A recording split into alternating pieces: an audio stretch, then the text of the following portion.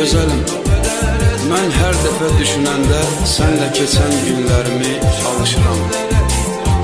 Hərdən olur öz-özümlə ayrılığın günahkarı sənsən deyə danışıram. Öz-özümdən inciyirəm, öz-özümlə barışıram.